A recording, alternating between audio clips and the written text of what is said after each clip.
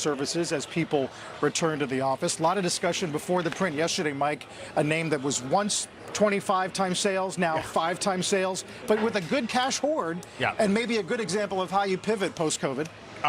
Yeah, went from 25 times sales to 22 times forward earnings. You go down 80% in price, and that's how it is. It's now kind of just a normal company, right? Sales expected to grow next year 10 to 12%. It's a blocking and tackling business, and yes, you know, with some kind of ability to expand and reinvent along the way. It's obviously it loses the buzz, but it has a much more sort of tangible place, I think, in the in the tech universe. Right, and sort of will be important in the ongoing conversation about the future of hybrid work, the future of IT budgets, how they consolidate their vendors, how they demand their workers to come in or not. Right, that's the whole point. 100%. And you know, David, the question with these things always is, you know, do the big companies just essentially absorb that type of function, right? I mean, is Microsoft not going to be sitting there and saying, oh, Zoom can have its niche? So I think a much more sort of familiar story based on kind of past tech evolution cycles. Yeah. I mean, what's interesting, those numbers, by the way, were great, Mike. 25 times revenues to 22 times earnings sort of puts in perspective what's happened to many of these stocks. And, of course, we see it with Zoom, which once had a more than $100 billion market value. But, Carl, back to the office. I mean, they're saying people are returning to the office. I don't know. I'm not seeing that much evidence of it yet. We seem to be stuck at somewhere around 40% perhaps on any given day. And here we are, how many years into this thing? 2 years and 3 months, I guess, at this point. You know, they keep calling it the new normal. It's just the normal at this point. Hybrid work is the normal. I can certainly say that as well, being here back in our EC headquarters. You know, don't look for a lot of people around because they won't be here. No, I think that's right. I mean, obviously there are some, you know, regional variations in that. I could say if you're in the middle of the country, it's a different story. But also the question is, doesn't everybody have the Zoom subscription? So it's more just like, well, people aren't going to get rid of it. It's not clear that that means a lot of future growth based on hybrid work. Yeah. I keep thinking what Ken Griffin said last week. Having everybody back together has been really powerful in driving forward our business. It's nice to be in a room. And Brioni, just for you. Okay? 150 count? Okay. Yeah, this is an Hermes gardening tie. That's Jim at the end of Friday's show outlining his gardening plans for his time off. He did follow through, as seen in his tweet from yesterday, saying, quote, when I garden, I always go Brioni. And I replied to him, David, he's a man of his word. He is, although I wanted to see him like down on his knees with his hands in the ground, and I wanted to see that Brioni suit have some dirt on it, you know. That was like he was, you know, here's my garden, I'm in my suit, right? I don't know. I don't know, Carl. Like, is that really what I was looking for? I don't know. Exactly. There was a stock point to this, Mike, and that was late spring for Depot. Had some effect on some of these April quarters. Well, no doubt about it. And, you know, it's great that he's getting it in there because a lot of the country in ag land, they haven't gotten enough planted because of weather. But it also gives new meaning to that whole, you know, what am I, a farmer? When somebody says, why are you so dressed up? So he does both, I guess. That was from 30 Rock. That was. There you go. I remember Jack that line. He was in a tuxedo. He said, yeah, lemon, whatever. Farmer? All right, let's move on. CNBC's continuing its coverage of the World Economic Forum in Davos, Switzerland, and Sarah Eisen joins us now, and she's got a lot more for us. Sarah. Hi, good morning, David, Carl, and Mike. Just wanted to share some color from the ground here where talks are underway from the world's top policymakers and CEOs from around the globe. You know, there's a lot of discussion about the market here, and as you guys are talking about, and what the stock market is telling us about whether the U.S. is going into recession, about how much the global economy is going to slow. I just wanted to share a little bit with you from a panel that I moderated just a few moments ago here as part of the World Economic Forum, which hosts panels all day long. Because the topic was, are the markets disconnected from reality? And there were some interesting comments and some actionable ideas that came from it. Katie Koch, who is the CIO of Goldman Sachs Asset Management, actually says that there's a great long-term opportunity in some parts of technology. She mentioned biotech, for instance, which is sharply underperformed. She mentioned software and cybersecurity.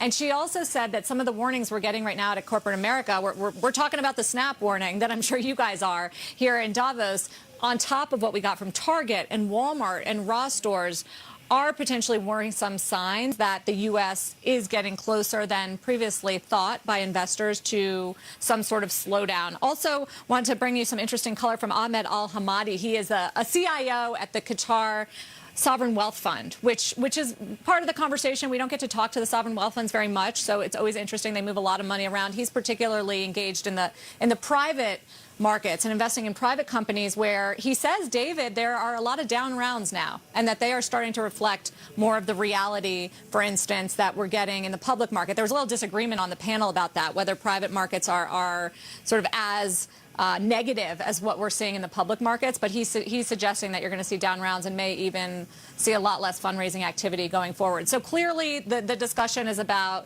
the changing economic fundamentals and how that's being reflected in the markets, but I wouldn't say it's too doomy and gloomy, not too pessimistic, and maybe that's just because leaders by nature are usually more optimistic. We'll talk to one in the next hour of Squawk on the Street. Sanjay Mehrotra joins us. He's the CEO of Micron, which is right in the heart of supply chain issues, questions about demand, and, of course, geopolitical issues, everything from Taiwan to Russia to China.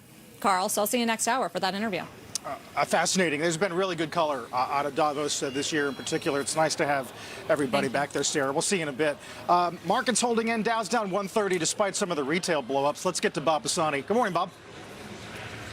Good morning, guys.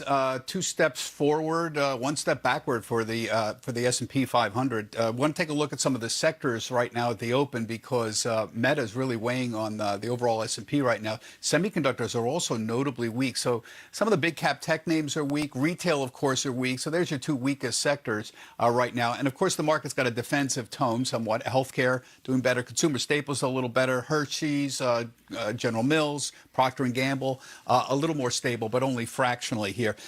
In terms of big cap tech, I just want to note, it looks like Meta is the biggest decliner on the S&P 500 right now, and that obviously related to the Snap news. But Google and big cap semis like NVIDIA, Micron are also notably weaker here. David mentioned Corey Barry's comments, the Best Buy CEO, but I just want to put it up because I think it reflects overall sentiment and the concern that April saw some notable deterioration. Macro conditions worsened since we provided our guidance in early March, which resulted in our sales being slightly lower than expectations. Those trends have continued into the second quarter, and as a result, we're revising our sales and profitability expectations for the year. However, on the conference call, she was asked about recession chances and sort of clarified what they were saying here. She said, it's fair to say that we are factoring in elements of softer demand, but we are not planning for a full recession. I think an important clarification for them. But regardless here, these companies, it seems like companies with the April ending quarter are reporting some deterioration in demand, particularly on the retail side. So if you want a retail trend here, the two that seem clear to me is we saw some deterioration in April, whether you want to call it climate issues for some people or inflation issues for some people or demand issues, whatever. There was some deterioration, and earnings estimates for retailers are starting to come down. Consumer discretionary is one of the few groups where earnings estimates are actually coming down. I've been annoyed about this for weeks now, about the earnings estimates not going down, but they are for the retail area. In terms of what to watch for, Nordstrom's going to be reporting. I would watch Costco. That's going to be the big one. That'll be on Thursday at the close. Remember, this company is the classic big subscription model out there. Their multiple has gone down dramatically from about 45 to 32 in a month. So there's multiple compression. But this is the classic earnings growth company. Steady, great quality earnings growth consistently. Any problems here is going to be a big, big surprise. As I said, there's been multiple compression, but earnings estimates not coming down. We'll keep an eye on that one. I think the social media story, I mean, that's another little leg to this idea that April saw some deterioration, and not just in retail here. Snap seems to have seen a major global macro deterioration. It's not just the costs are up, but even advertising may be being cut there. So this is this whole idea that April saw some kind of deterioration. In terms of the big three that's moving markets, there's nothing really new on the horizon right now that's changing the overall narrative. The Fed inflation are still two three big issues: Fed inflation, Russia, Ukraine, and COVID lockdown in China. Carl, I'd watch, at least everyone's messaging me, for these big three issues, it's the PCE on Friday. We need signs inflation is not stabilizing, but slowly moving to a downtrend. This is going to be a long, drawn-out process, but PCE will be the big economic number this week. That'll be on Friday. Carl, back to you. All right, Bob. Yeah, we do have some good prints coming up. Bob Pisani, thanks. When we come back, as Sarah said, her interview with Micron's Sanjay Mehrotra from Davos. Dow down 168. You do have Apple below 140 again, and the 10-year close to a one-month low on the yield, lowest since April 27th.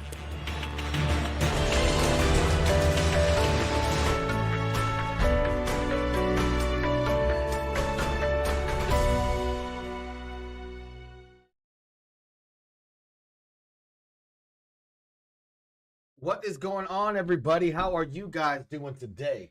This is your boy Christian Israel, and you are tuned into Christ and Crypto in the Morning. Guys, this is the place where we discuss what happens in the news, crypto or equities, every single day. But we look at it from three different perspectives. And I think that's what makes this show unique. The first one, which we've switched up the order of shows, is going to be in our daily topics. And this is where we go over our news cycle on the day and what we're looking at, on the previous day. Today is more of a focus on Ripple CEO Brad Garlinghouse with an interview and discussion panel with Circle CEO Jeremy Allaire, and kind of what's going on in Davos, and then a couple other little things. But that's the gist of the main topic today. After we go over the news, we're going to see if the news has had any impact on what we see in the charts. In our section called Long Sum, Short Sum, guys, this is an area where we go over the markets from a technical analysis perspective, using analytics, using indicators, and seeing what we can find in the charts for a good, what do you say? A good direction of what we can expect.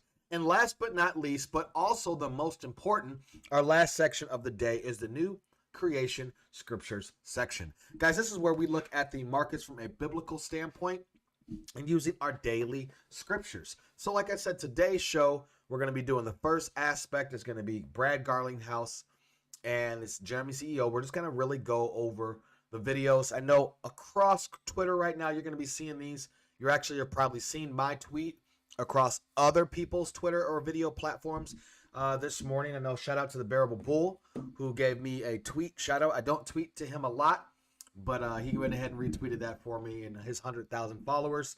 So we appreciate that and giving us some views this morning on our video. Speaking of views and speaking of followers, please do that social media thing, guys. When you get here, we're on TikTok, Instagram, Twitter, Audible, Apple Podcasts, Google Play, Spotify, Amazon Music, right? Wherever you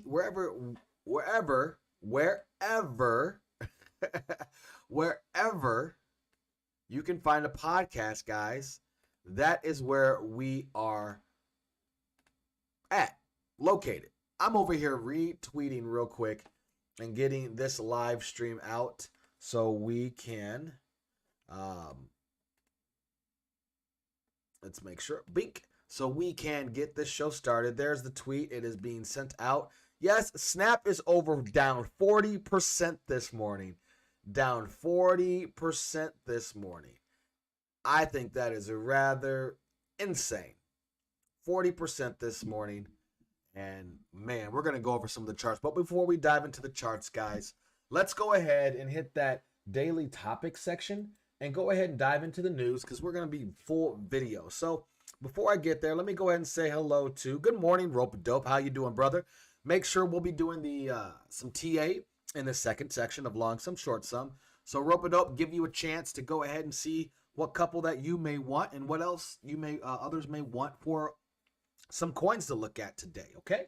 So let's go ahead and jump into Long Sum, Short Sum, and fade to black.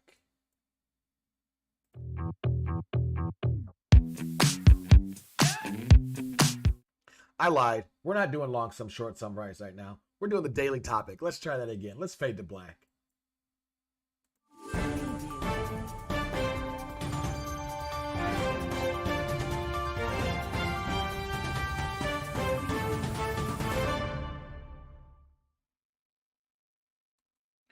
Good morning, everybody. Good afternoon, and wherever you are, good evening.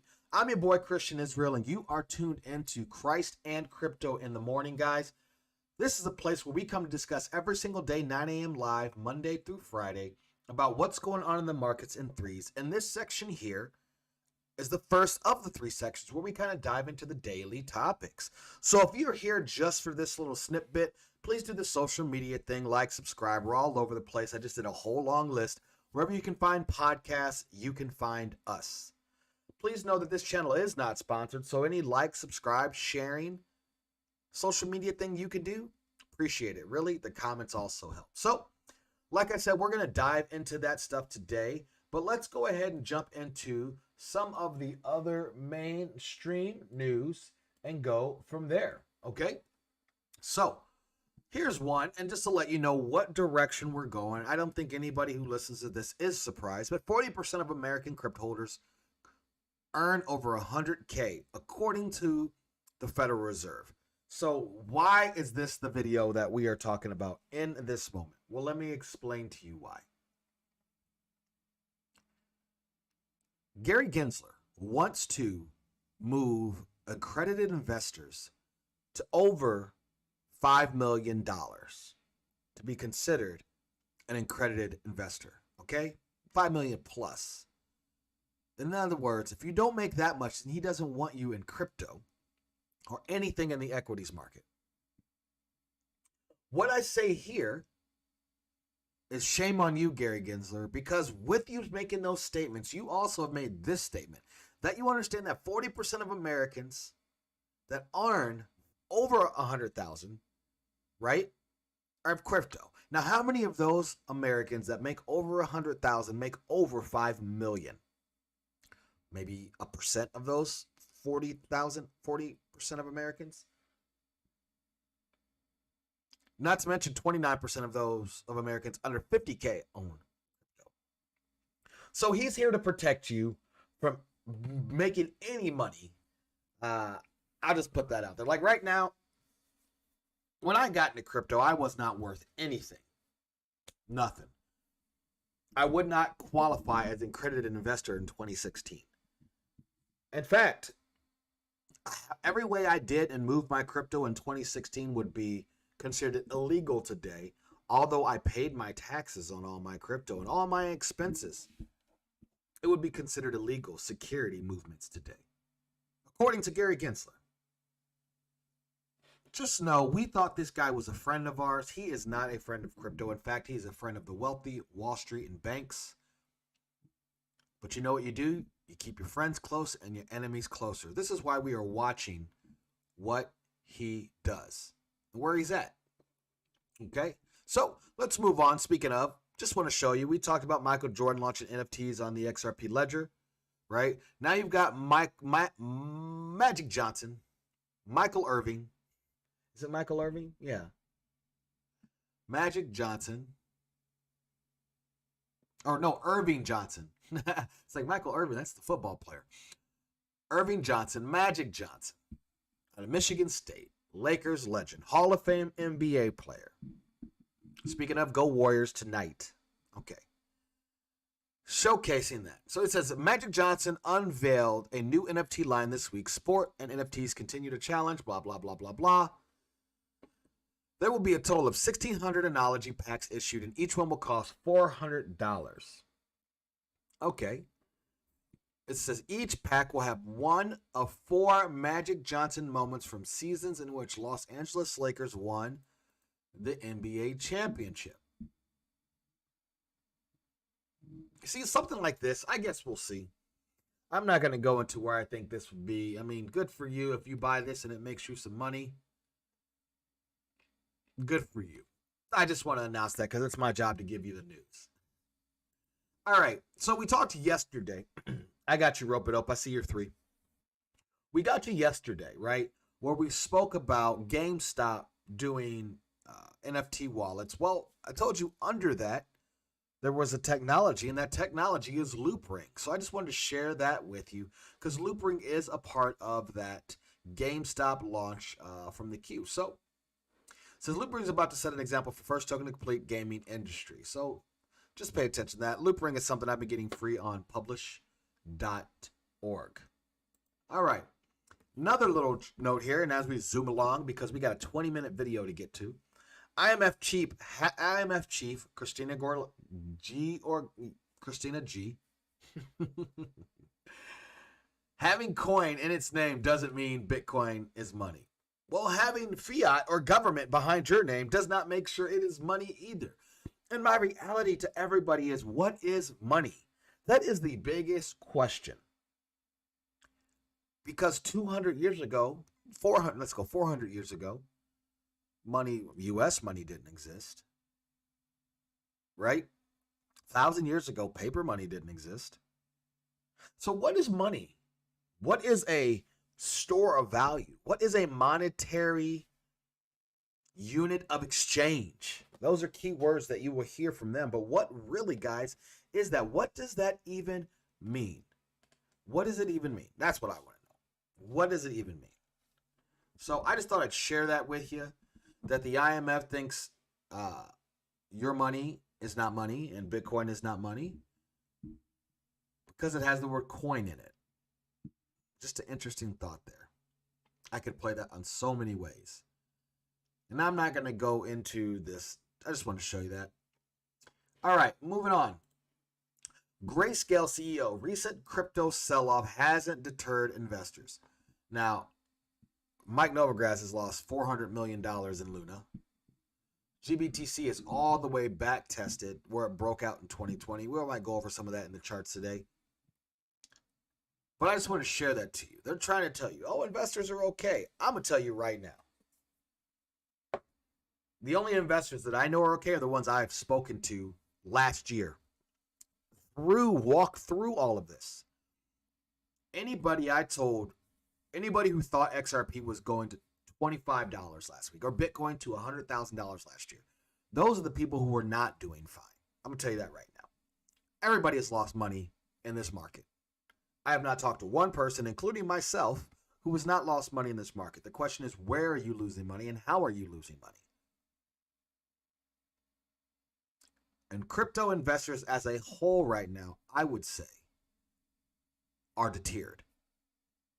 Let me scratch that. Back that up. Crypto people who gamble on meme coins and try to play the crypto market like a casino, they are deterred.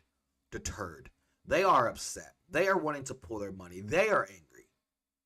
But the people who are investing and doing your own research and knowing what they own, those people are buying more and more and more and more. Speaking of buying more, Coinbase becomes the first crypto company to steal all your money when they went bankrupt. I'm sorry. No, my bad. That's not what I meant. Coinbase becomes the first crypto company to enter the Fortune 500, even though they're down like 80% from their IPO. They IPO'd. I own shares of Coinbase, and that's down more than any of my crypto. Coinbase shares that I own on Robinhood right now are down more, when I bought, are down more than any of my crypto. Do you hear that? Any of my crypto. I didn't think Coinbase could dump the way crypto does. And the stock markets are dumping the way crypto does. Okay, let's move on. Now, World Economic Forum 2022, there's a video out there. I don't know who put it up. Maybe this guy named Christian Israel. Oh, wait, that's me. He put this video out yesterday that has brought all types of attention. Brad Garlinghouse just went on CNBC and did a little speak yesterday. So instead of reading what this article says, why don't we go ahead and jump on and listen? Let's see if we can get this to play. I have a couple of reactions. One is, in some ways, she's in good company. There's others like Warren Buffett and Charlie Munger who've made derogatory comments. But not that long ago, Jamie Dimon, someone who said they thought Bitcoin was, I think, a fraud, and has subsequently come around and realized that, in my judgment, this is an industry that is not going away. It's valued today at about $1.2, $1.3 trillion. But I do think, I've spoken to Christine Lagarde personally, and I think we need to stop measuring it just by what's going on with the overall value and how are these assets being used to solve real world problems. And I think time and time again, we're seeing more and more real use cases solving real scaled problems where blockchain technologies can reduce friction measured by cost and speed in a way that I think improves the overall economy. Does the fact that these 19,000 cryptocurrencies have been largely used as speculative assets do damage to the underlying case that you're arguing for? I think absolutely yes. And it's frustrating. You know, I said when there were about 2,000, so as you said correctly, there's about 19,000 today. When there were at 2,000, I got some heat from the crypto market Listen by to saying this guy's that something tone like 99% of them I starts thought to would go to interview. zero. And that wasn't a popular statement suggesting that only 20 would be around. Well, now you have 19,000. You know, my prediction, at least for now, has been moved the wrong direction. But, you know, there are some tokens out there that I think are focused on solving a problem. And those are ones that I can see being used in the future. And we could give a number of different examples. Some of them are present here in Davos. But there's also ones that I look at, I hear the description, and I don't get it. And I think there is risk, as Christine Lagarde commented.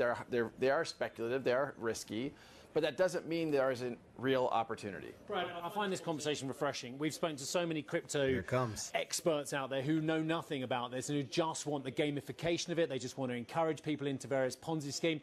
I hear what you're saying. We're great fans of what blockchain technology can do. But just to categorically say, you think most of these products are just going to disappear and investors are going to lose their money over the coming years? I think there's a high risk that, well, certainly when you say most, meaning more than 50%, I think there's a high risk that most of this. How many fiat currencies in the world are there? About 180?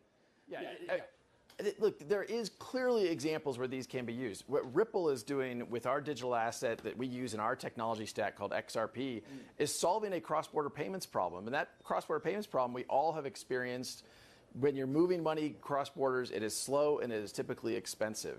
There's no reason we can't use these technologies to solve that problem. I hear you. And do you know what? I think more regulation, better, then we can all know what we're trading with. Why don't you want more regulation on XRP? Why are you in a big fight with SEC's Gary Gensler that's just going on and on?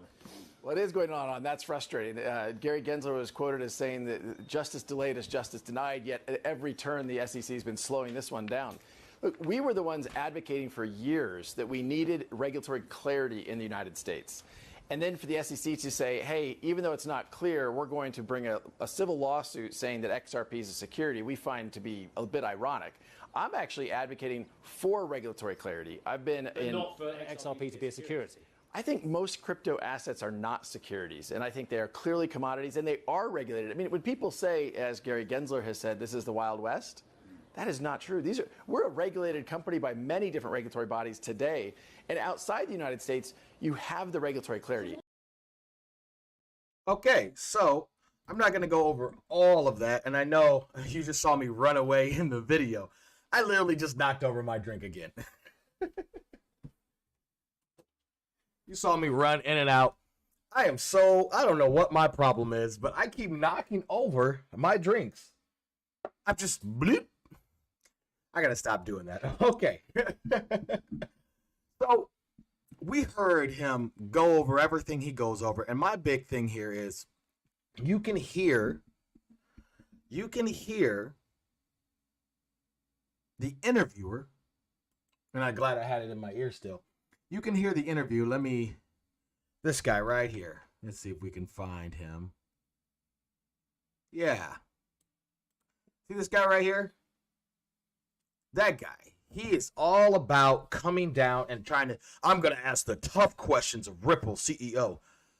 But do you hear these guys going to do that to Jay Clayton or Bill Hinman or Joe Lemonthal from Consensus? Are they asking these guys tough questions? No, but they want to come down on Ripple Brad CEO. And you can tell the guy in the middle here is like, oh, God, really? Like, you're going to act like you're tough now? We know. And Brad's thinking, really? Okay, I got you. You can really see it in the interaction there. So I'm going to continue to clean up my mess here.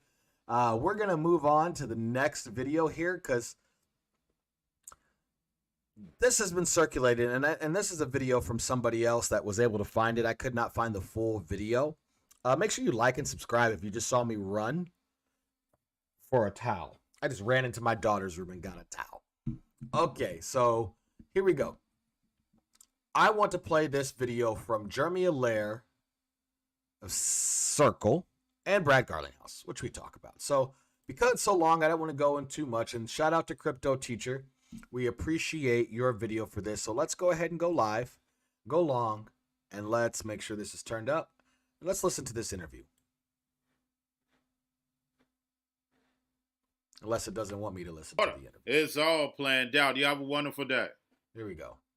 With everything you just said, and the point that jumps out at me the most is in a moment of crisis, these are the kinds of money movements that are the most critical to a population that is most fragile. The WEF's motto is about improving the world, and I think it's almost a tragedy that the people who can least afford it are the ones paying the most.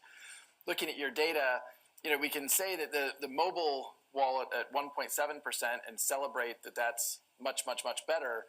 But I would ask the question of why isn't it 17 basis points? Money today is ones and zeros. You can send an email to anywhere in the world for effectively nothing. Why is it even 1.7%? And I think the good news is we can get there. There are hurdles, and more so than anything else, I think the hurdles is the incumbency of existing players, and I mean that as relates to corporates as well as governments, who sometimes don't always have a shared incentive of what's in the best interest of those populations that might be most fragile and in most need of those, in a moment of crisis, funds from loved ones, home, what have you. Space about 9 years ago, and the core belief was that, we as Brad really referenced, we've grown up with a world now where we can basically transmit data and information and communications instantly to any person anywhere at no cost. And we take that for granted. And so when there's people we need to engage with, that's freely available. And there's an architecture, there's an internet architecture that made that possible. And so I think what got us excited about digital currency as a way to address this issue is the potential that we could get to a place where you could have a dollar that could be transacted and transmitted at internet scale to any person anywhere without permission on a peer-to-peer basis at effectively zero cost. And I think we're actually getting really close to that. There are a lot of these last mile issues.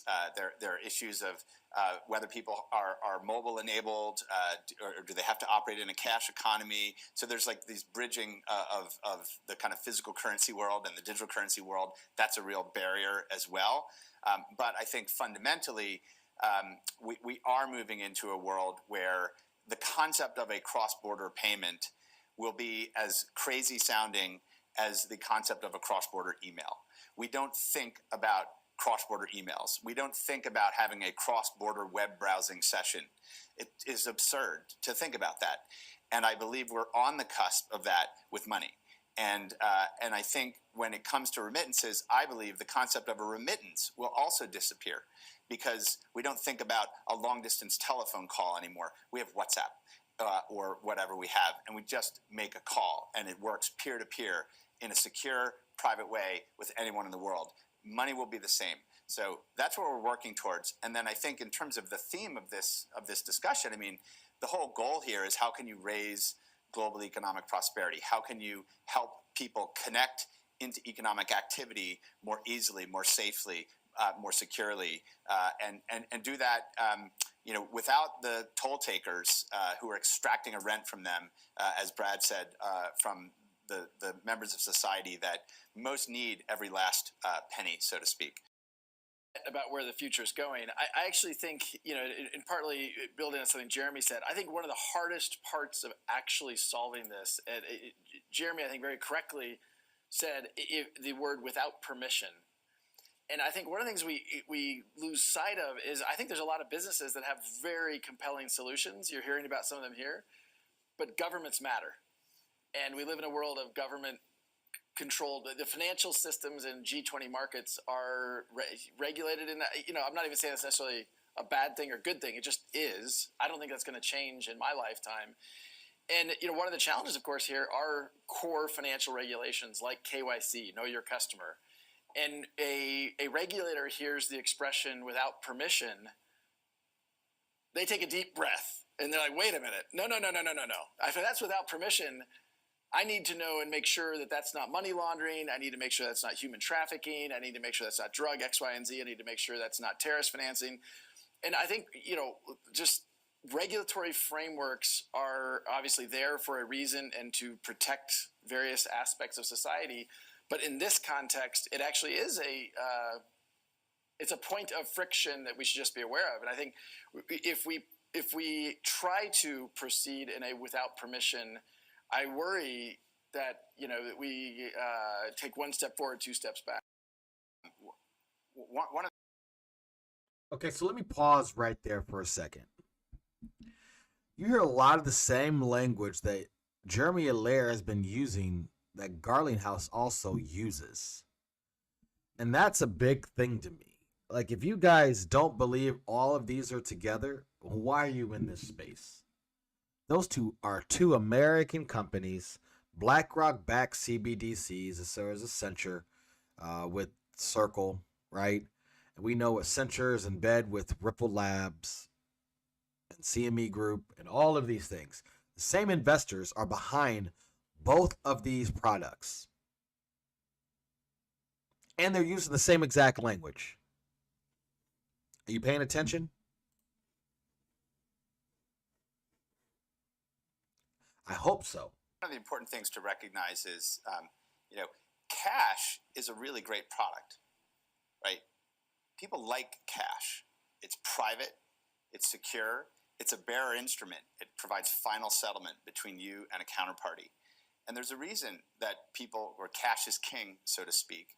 And I think there's so much energy in the world aimed at taking away the features that make cash so powerful. There's a reason why people in countries around the world actually would prefer cash versus mobile money, because it gives them more self-sovereignty. It gives them more economic freedom. And so a lot of the policy and regulatory issues that limit the power of moving money have to do with stripping people of their economic freedoms. And so I think people of their freedoms. We've grown into a world on the internet where governments, for example, were terrified of the idea that people could use encrypted messaging, that it would strip away their ability to do law enforcement. But now we take it for granted. Everyone can have encrypted messaging. They can have private communication, and there are companies that defend that as a fundamental human right, and it matters to people in for good and for bad. And I think we have to think about solving for these problems by building models that actually provide for forms of digital cash that have the features that make cash attractive to people. And I think on a global scale, if I can go to a corner store and buy a SIM card and put it in a phone, I can participate in the global internet and have communications and have an identity to communicate. That's possible for pretty much anyone, anywhere. Correct. Why can't I take that mobile identity and download a peer-to-peer digital currency wallet? There are hundreds of these today. And now be able to receive something like USDC. And I can receive that at no cost. And I can have a peer-to-peer transaction that is a digital cash transaction and do that digital cash transaction globally on and USDC globally and and so interoperably. I think that there are models that can make this work. I think policymakers and regulators have to adapt to that, as opposed to trying to get everyone to adapt to their constraints. And you can take a risk-based approach here. Just like a mobile SIM is of certain use. You can take a risk-based approach, and if you start to want to interact with an identity that is doing a larger amount, then you might have other identity requirements that emerge. But we have to preserve digital cash. That has to work on the open internet. It has to work interoperably with anyone, anywhere. That's how we're going to solve this problem. And I think we're really close. I mean, USDC itself we've seen over $3.5 trillion of transactions directly on the internet between counterparties. $3.5 trillion if we can, in transactions. improve it with more scalable blockchain technologies like Brad's company. If we can improve USDC with more scalable blockchain companies like Brad's company, that is the key statement there. Directly on the internet between counterparties, and so if we can, improve it with more scalable blockchain technologies like Brad's company provides. That's what made me spill my coffee. That statement right there made me spill my coffee. USDC just admitted that they are working with Ripple Labs. I don't care what anyone says, what tinfoil hat is. He tried not to make direct eye contact. When he look at his face, he's like, was I supposed to say that? And we can make this scalable blockchain technologies like, Brad's company provide. Can I say that? With more scalable blockchain technologies like, Brad's company provides. And we can make this extremely low cost to move, and then enable individuals with digital wallets that can interact, and you can scale into the risk. Right? Is the way I like to think of it. At a base layer, if you want to solve for this problem, governments have to accept that people want digital cash. That is a product that people want digital cash. And from a remittance perspective, that's critical. That's if you want to educate someone and say, hey, you should do this digitally, they want to know, is this as good as cash? Can someone turn it off? Can they turn it off? Is it as good as what I get when I get cash? And I think we need to answer that question definitively as a society if we want to solve this remittance problem. Full stop. The last one thing to think about, I think, is if you approach the regulators with you need to adapt to us, I mean, that is dead on arrival. Like in my experience, DOA globally, and frankly, even here in Davos, meeting with financial regulators in all kinds of countries, I think we have to acknowledge. Ben Bernanke, the former head of the U.S. Fed, came to one of Ripple's customer events, and one of the things he said is, countries will not give up their ability to control monetary supply. They will roll tanks into the streets first because it's giving up sovereignty. Now, we can debate whether or not some countries at the longer tail ever had control of their money supply. But the G20... if anybody's ever actually had control of their money supply. I agree with Jeremy that digital cash, cash is anonymous and private and all those things. But if you ever walk into the bank and ask to withdraw $20,000 of cash, they're going to ask you a lot of questions, at least in the United States and other G20 markets. And so the way I think about it is in terms of solving this risk-based approach, right? It's sort of saying if you're going to have these bearer instruments of that scale, we need to know a lot more about you. Yeah. I think there is a role that we can all. Yeah, and I'm going to stop there on that. Let me see how much more time I got. No, I think what is left in this one? 4 minutes? Yeah, let's go ahead and listen to the rest of it. Play to make sure that we have regulations with more.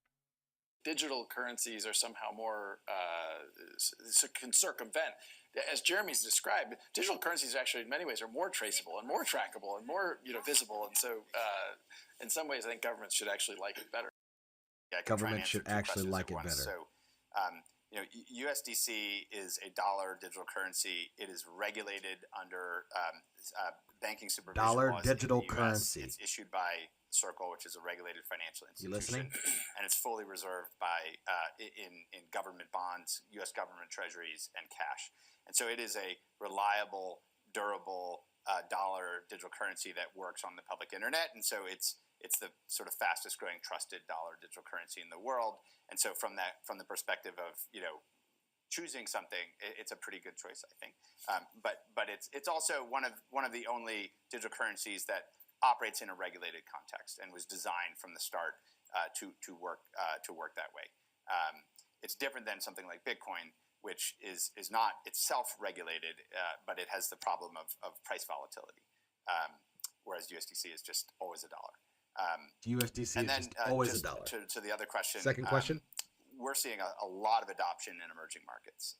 We're seeing demand for these digital currency dollars, significant demand out of Latin America, Africa, Asia, other markets, because people want digital currency dollars, and they want to be able to hold them to store value. They want to be able to transact them because they can do that easily on the internet, and they're also able to take advantage of things like decentralized finance, which provides opportunities for borrowing and lending and other forms of financial services without being dependent on banks by just conducting those transactions through open software on the internet. So we're definitely seeing that demand as well. Thanks, Jeremy. Brad? I agree with USDC is a great solution for one of the things you were talking about.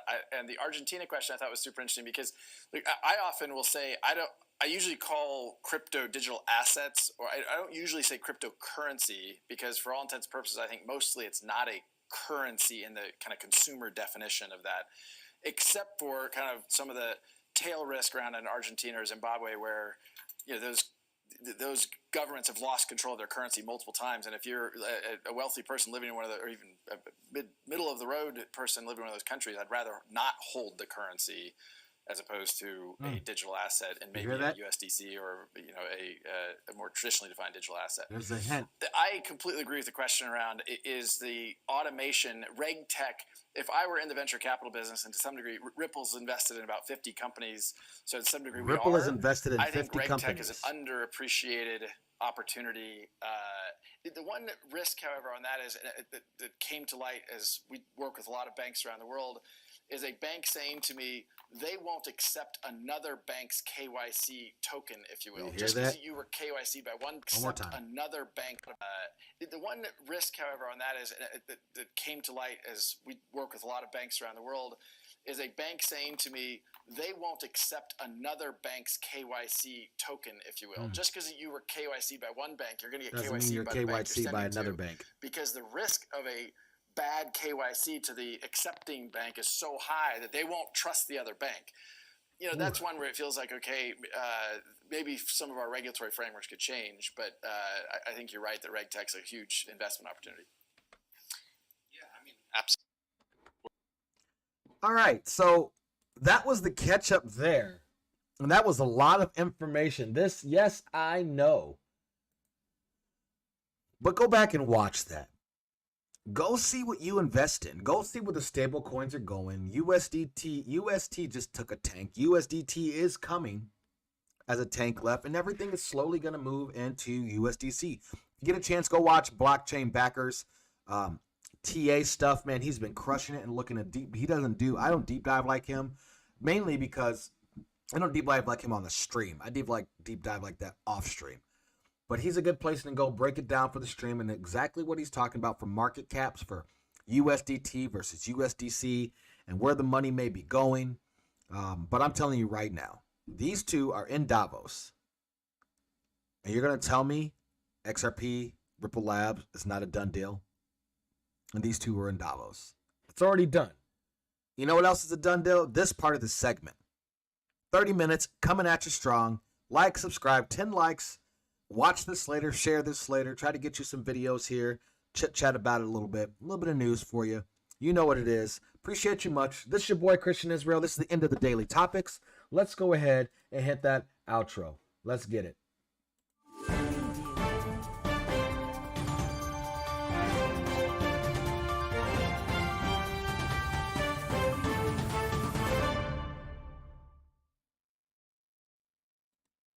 Okay, guys, we are back now. We are back.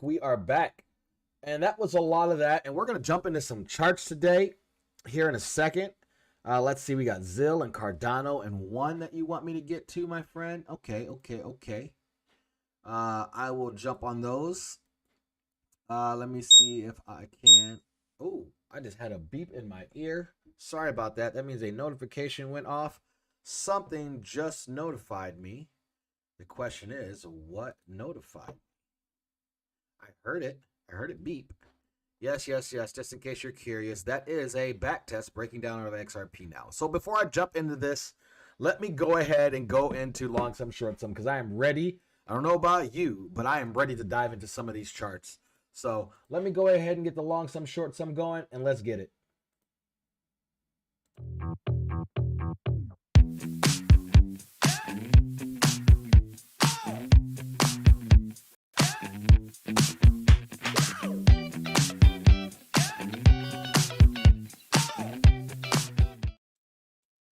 Good morning, everybody. How are you guys doing today? Also, shout out to Rope-a-Dope and Lee Lord, who are here right now in the chat. It's giving us shout outs, so I'm giving them a shout out and giving you a shout out. My name is Christian Israel, and you are tuned into a section of the Christ and Crypto podcast in the morning called Long Sum, Short Sum, guys. This is a part of the podcast where we look at the markets from a technical perspective using charts, Fibonacci, Elliott Wave, all those fun things, where we try to decide what way the markets are going based on a technical perspective. And as you can see here in the markets overall, guys, that we are having a red day.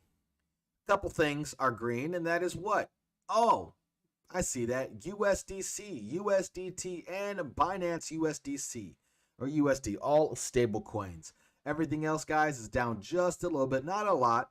XRP down 1% over the last hour, 6.2% over the last 24 hours. And actually, this is where I'm making my money right now. I'm currently up 13% in a current trade, shorting XRP. My short was at 42 cents. You guys know the goal is to turn $1 into 25 by June 7th. So why am I doing that? Let's talk right now. First off, like, subscribe, do the social media thing. I truly appreciate you guys, because we're going to dive into some of these specific charts that we have been calling the whole time. I've been waiting the whole time, and I'm hearing beeps and bumps in my ear. That must be the regular stock market. That has to be the regular stock market. For instance, something like Snap.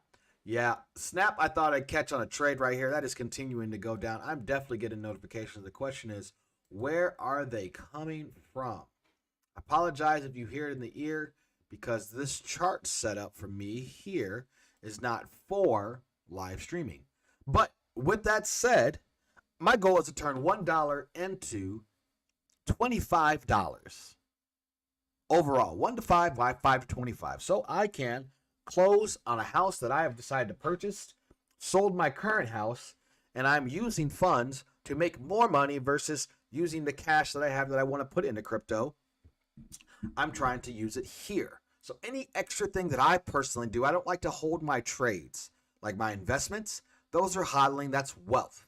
But the cash on the side that I use, that's what I use for trades. And that's what I use to get on all about our days and make our money and walk through life.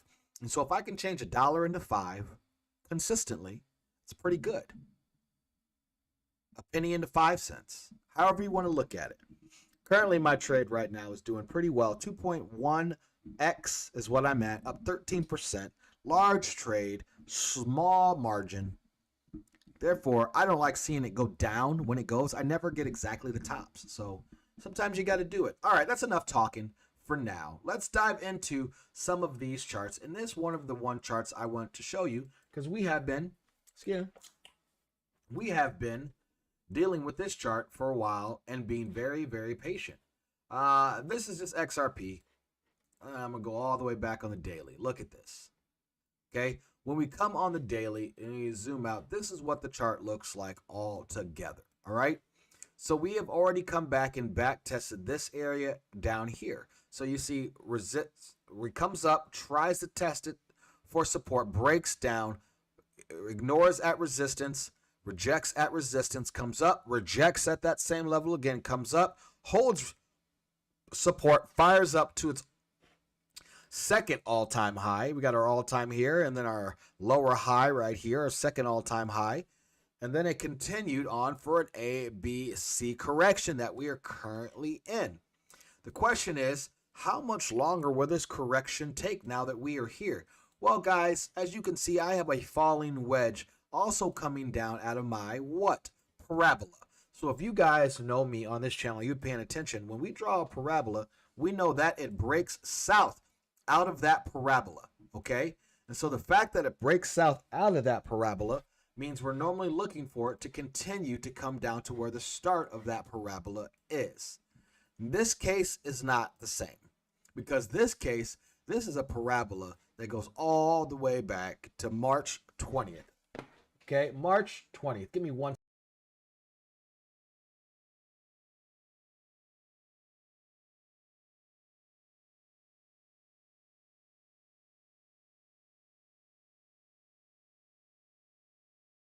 So, sorry, I have cats that are consistently bothering me this morning. I don't know what it is. Okay, so when the parabola comes out and we break down, a lot of the chances we see it come down to 11 cent or the mark here. Why do I say that? Because that is actually on my radar. Let me breathe. When I say that, I'm not kidding. And it's on the daily, and it could be a flash crash, could be something. But I'm not there yet. I just have to have it on the radar because we have not yet broken out of my falling wedge. Now, where this is a lot, so let's zoom in and see what we have going. When we zoom in, I got to get rid of this one. Here we go. When we zoom in, oh, this is my live trading chart. Sorry, guys. Live trading chart so I could watch what was happening. This is what we saw happen. I want to watch this break up. You got your bottom, your low. I got to get rid of the volume here so we can not look so crazy. I don't like my chart looking so insane. Then we actually just broke below my 1-to-1. So when we break below my 1-to-1, that means we're going lower 5 to 10%. Let's see here if we did. Yet, we so far down 2% out of that breakdown. Now, when I mean 1-to-1, that means this is our high, this is our low. We rejected the 702 here and came straight down. Same here. The 0.5 rejection here coming down. So whenever we reject off a higher high or a lower high on a higher time frame, that's what I'm looking down for. I know that sounds crazy, but you can see our downtrend. And let me see if I put this on Heikin-Ashi for you. It might be a little clearer. There we go. You can see our downtrend here. Okay. You have the 1, 2, 3 wave here, working our way down on top of this wave. So what am I watching for now? See how this has come straight here? I'm seeing if we're going to break below 38. I still think we're on board to come back and back test at least 38 here, okay? Because we've rejected the 0.5. Normally when we projected the 0.5 and we come down and we break below 2.336, it means we're coming down for a double tap at least on the 33. My guess would be 34 cents minimum on XRP is in the cards as of right now. And does that play out? I don't know how that's going to play out because we still have a falling wedge here. We are also oversold now on the hourly, which is just some kind of indicator. However, we've broken up. You can kind of see me watching that formation. We fell over, come back to the pivot, 382, and rolled over now under the 1-to-1, which makes this now the new move. Okay, so now we have a new bottom on the 1-to-1, and this is what we want to watch. Because we have a 1, 2, 3, the question is this 4 up for 5? Right? Up to 5 to 50 cent blast off from here. 50 cent blast off from here and then roll over. Right? That's a good question. Do we get up to 50 cents and then roll over? And that is what we were watching for and something to learn in the equities. However, guys, what I see in the equities is a lot worse. Okay? In the equities, as I just look across multiple stocks, top stocks, the Dixie, Ford, things like this, as you can see, all of my different trades playing out. There's JP Morgan actually bottomed out. Everybody was so excited about it going 7% yesterday. All it did was bounce off its 4.414, and that's all it did. And now it's rejecting 3702. Might have some more down movement to go there. But overall, the stocks, guys, are crazy bearish. And I'm going to give you one more look at the XRP chart because I told you I saw it breaking lower, right? We looked here and I said maybe it could break lower. So we're going to shift over to what that looks like on the break lower of a larger scale. Hopefully this is helping you guys, okay? So when this breaks lower, you see here my tag of the 2.414. I'm always talking about 414s. Those are your keys. Your 1.414, you see the first bounce, bang, right? First bounce. Unless it goes to the 1702 and then breaks back below here, we're still going to keep going lower. And I'm trying to teach you guys this so you understand. So we have our high and our low, okay? High, low, looking for a retracement. So here's our 1-to-1 right here, and our high comes up, hits our 4.414, a little lower than that, comes back up, does not break the high, and then now look, we double tap on the 4, then come down and touch the 0.5. We almost hit the 702, kind of there, and now we're back down, breaking below the 1, and now all that back test and stuff kind of goes out the window as 100% for sure to continue movement. Because we have broken a third time under the 1.414 that I am in the ballpark that now we come down and touch the 2.414. At that time, I will be looking for 35.6 to be the turnaround point, okay?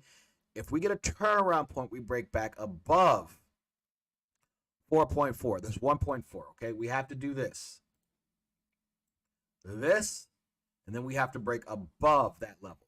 Not reject at that level, but break above it and come back on top of it to continue up, okay? If that does not happen and we just go like this, and come back here and like something like this, then we're going here. And what that does is it creates us a lower low on XRP specifically. Now, I'm in the ballpark that XRP likes to do these things because I've got caught in the past longing after long some of this. And then it kind of does this thing about going and getting everyone's liquidity, okay? And if you're 10xing, right, all it needs to move is 10% for you to be stop lossed. So right now, if it goes all the way there, you are 25%. That means if you are up to a 3x from this point on, it is going to liquidate you. Do you see my point there? So you get these flash crashes that even a 3x, right, can be liquidated in. Well, 3.2x can be liquidated right here on this move. I'm in a 2.1x right now. So it would take me a lot for a straight down move to be liquidated. However, straight down move. I'm shorting it, so I'm not going to be liquidated if it shorts. But my stop loss is now right here at 1.25. Okay? So I'm able to move it up above this area right here because it's already broken down. Maybe look for a back test real close to probably 41. I'd be okay with. And then it roll back over. That's where I'm at. I'm willing to get out there if it breaks higher and get back in at 42 if I have to. Right? But this is what I'm looking at specifically for XRP. Okay? So that's what I want to see. When I see lower lows like that, that means something like a Bitcoin's going to go lower. Something like other things are going to go lower. Now, speaking of lower, let me see if I can get you real quick. And I see Rope-A-Dope has a... uh-oh. Am I having internet issues? Okay. See, Rope-A-Dope has some questions here. Just like that, if you guys come here and you get your TA or your questions about, I'll try to get to it towards the end. Like I said, I'm going to do this now, the long sum, short sum. First part, break down the XRP, which we're all about, and then go into some of your guys'. So we're going to look at ZIL real quick first. This is me doing TA on the fly. TA on the fly. Hope you guys enjoy that. So first off, we're going to grab what? Our handy dandy fib.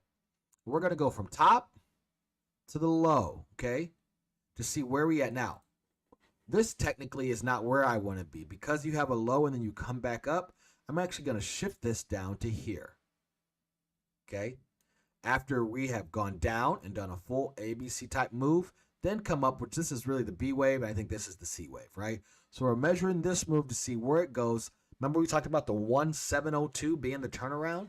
Well, there it is right there. 1702 for the turnaround. Did not break, and now we're back below that, which is rejection area, okay? So what are we looking at here? Well, to be honest with you, it's hard to tell from this type of the chart. All I can tell you here is this is not the prettiest. However, let's see if we got some long-term trend chasing here. We do. Look at that. I thought so. It looked like it was possible. It looked like it might have been possible. Yeah, there we go. I just wanted to see. It's not perfect, but it's close. To see what we're looking at, right? So you got, I know that's a rejection here, a flip, a touch, and it's kind of worked out, then a touch. So this is not perfect, but this is close enough. When I look at this, I would like to see it break back above 6.5 cents. My worry here, though, and I'm going to zoom in now on the 4 hour. For those trying to long here, okay, is understanding where we are. So, right off the bat, here's this move. So I'm going to go from our least impulse to our bottom, and we rejected off the 382, the 414, and I could be looking maybe for a double tap to 3. So again, things are not looking quite the best right now, and I want to come on here and say we're rolling around and we're getting bullish and la-di-da-di-da-di. However, guys, I'm not seeing. I mean, we see that green there, how that green fired up for that reversal candle. I am not seeing that in crypto at all. I'm seeing more red than I am seeing green and volume candles. And so even though the price, and this is what got me on the weekend to continue to be excited about the movement and nervous, right? Because over the weekend, the prices were rising with no volume, zero volume, right up to my stop losses. In fact, in the past, that's where I would get stopped out I lose 10% of my trade because my stop would be right there and I get stopped out on the weekend and then it'd come all the way back down. Then I re-enter my trade. Now I'm upset trying to catch up with what I just lost, even though my trade was the right call. My stop loss and patience was not the right call. Okay, let's look at Cardano.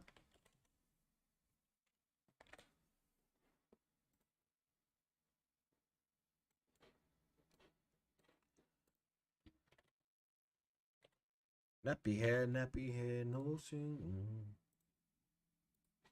All right. Cardano. First, let's start all the way back here. Okay. So, we're there on that.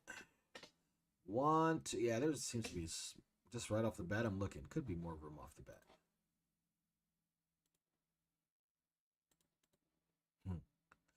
Yeah, Cardano might be done. I got out of Cardano a while ago. I didn't even know Cardano was down at 39. It's really at 50 cents. I haven't even looked. I got it at $2. Now, it went a little higher than that after I got out. Went to like 3, but I got it at 2. I got out in here. This is when I got out. And then it went on to another one. So now it's in possibly a 5-wave correction structure. Yeah, it's down in an area where you can try to make some money. I am just not.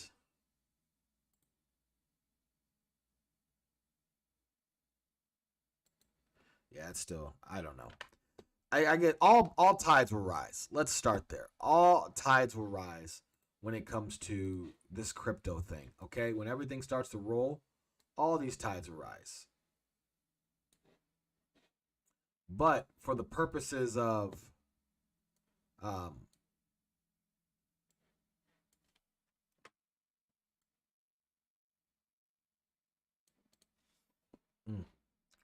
let's just try something else real quick. I'm going to zoom in. Let me catch this next move, which this is the move right here. Now I'm getting a little tighter, a little closer, looking at, that's the 8-hour candle. Now I can move into the 3-hour candle. See where this, let's go to the 4 hours, see where this takes me. Okay. We're rejecting at this 2702. Yeah, there's some more move to this. I don't know, man. I know people are real big on Cardano. Yeah, this could flip and hold, maybe go to 37 cents, flip and hold and go from there. This is just not a bullish chart. It's not. And I'd like to know where the tech is behind Cardano now because we have been waiting and waiting and waiting. So one more and then we're going to get out of here. Literally one.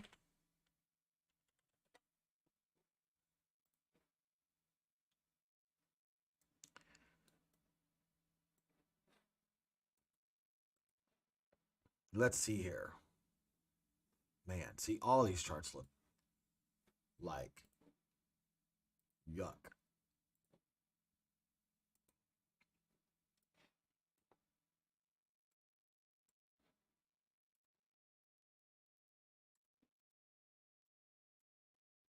Yeah.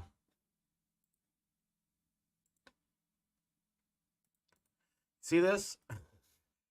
Top bottom move, rejection at the 382, ranging in there, has not even made it back up to the 0.5 of 6 cents to get a rejection. Ranging here, could this do this? From here, reject, lower, yeah. In fact, I might be looking for that kind of move. I want to see how this reacts. Yeah, I know that's 25% from here. So I can't go long yet until this is above this, right? So when you break and you give yourself a new high at 5 cents, I'm a buyer at 5.5 cents up to 6.5 cents, which is a trade, right? 16%. Okay, that's still big. You don't need 100% pumps, guys. 16%, 10%, those are perfect. All right, so I guess that's where I'm going to get done here because I've gone way too long today on both videos. I just want to let you know. Hopefully that helps you. Hopefully that helps you with some of those. Seeing XRP, breaking that down, looking at the trade. and how to be patient there. The goal is to make money in a bear market, and this is how you can do it. You can make good money in a bear market, everybody. You can definitely make good money in a bear market. So I appreciate you. This is your boy Christian Israel, and I'm going to get out of here with long sum, short sum. I appreciate you. Do that, social media thing? Like, subscribe. 10 likes is the goal. Please stop by and ask for your, whatever chart you want me to look at. Come check me out tomorrow. Tomorrow's Welcome Wednesday. I'll see you then. This is your boy Christian Israel. This is Long Sum, Short Sum. Thank you so much, and God bless.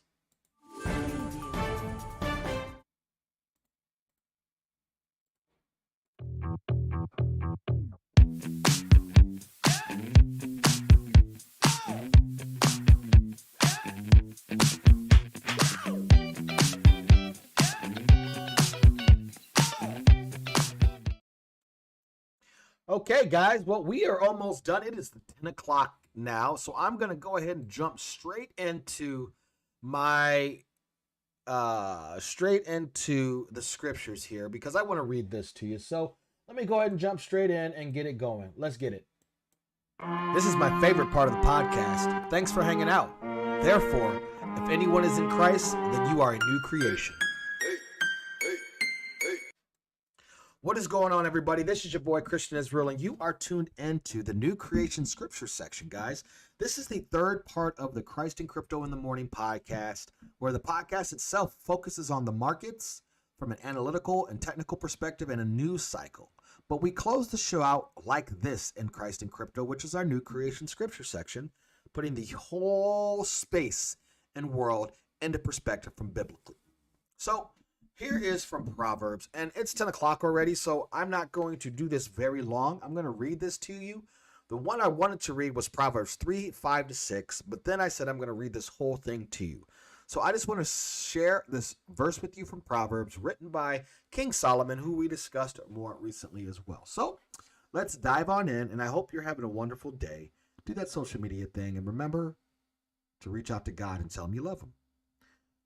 Verse 1, Proverbs 3. My son, don't forget my instructions.